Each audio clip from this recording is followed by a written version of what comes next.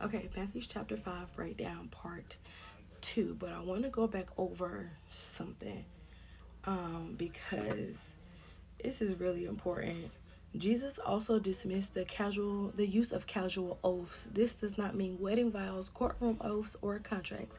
Jesus is speaking of sealing promises with the same kind of "I swear by" statement. While the Old Testament allowed for oath in the name of God, Leviticus 19 and 12, people of Jesus' era would swear on lesser things, often to excuse later violations.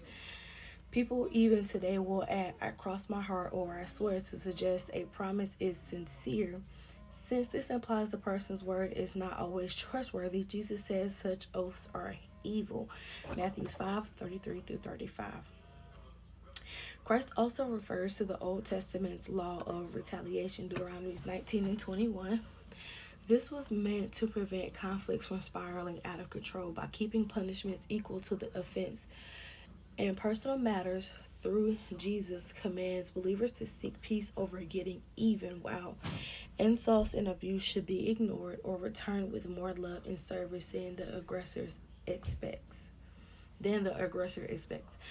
This even extends to demonstrating love and praying for those who hate and persecute us.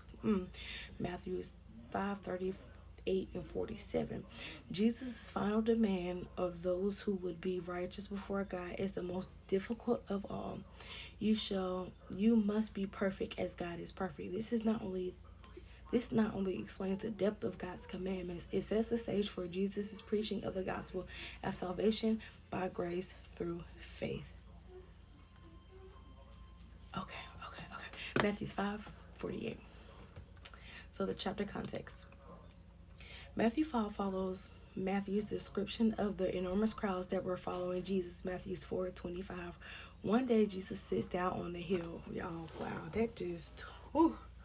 Okay, to teach them in an address we now call the Sermon on the Mount.